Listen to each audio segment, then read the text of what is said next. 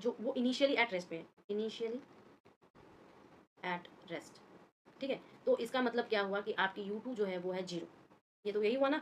इसका मतलब क्या हुआ, जब U2 0 हो गया तो V1 की जो वैल्यूज है उस पर U2 को 0 कर दो, तो V1 क्या आ जाएगा, M1 माइनस M2, पहला वाला टर्म 0 हो जाएगा, और ये सॉरी U1 आएगा क्योंकि U2 तो 0 है, और ये क्या हो जाएगा M1 प्लस M2। सिमिलरली आपका जो V2 का इक्वेशन है वो क्या हो जाएगा, 2M1U1 upon M1 plus M2, ठीक है ना, क्लियर है। अब देखो जब ये सिचुएशन आ गई तो इसी पर हम 3 सिचुएशन और लगा सकते हैं। क्या क्या 3 सिचुएशन लगा सकते हैं कि भैया मैंने बोल दिया M1 इक्वल टू M2 है, तो क्या होगा, तो जब ये सिचुएशन आ जाएगी तो V1 जो होगा वो 0 हो जाएगा और V2 जो होगा वो U1 के बराबर हो जाएगा। क्यों, क्योंकि 2M1U1 अपॉन 2M1 है और ये आपका U1 हो जाएगा। क्लियर है ना, सारे मान सेम कर देंगे तो दो सारी चीज़ें कट जाएंगी। अब ऐसे केस में आप क्या देख सकते हो कि आपके बॉडी की जो काइनेटिक एनर्जी है, मतलब आपके ए की जो काइनेटिक एनर्जी है वो 100% आपके बी में ट्रांसफर हो रही है। ऐसे केस में एक चीज़ नोट लिखो, नोट लिखो।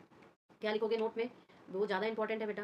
नोट में ये लिखना है कि जो बॉडी बॉडी ए है वो आ जा रही है आपके रेस्ट पर, ठीक है, और बॉडी बी जो है वो कर रही है स्टार्ट मूविंग, ठीक है, और स्टार्ट मूविंग कर रही है, और विथ आपकी ये जो ए की जो वेलोसिटी है ना, इनिशियल वेलोसिटी, वो U1 से मूव कर रही है।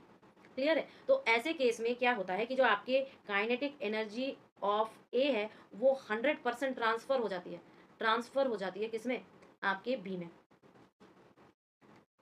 बॉडी बी में। ये ध्यान देना हमेशा। क्लियर है, ये इसी का पार्ट है, इसी चीज का ही पार्ट है कि जब रेस्ट पर थी तब क्या हुआ।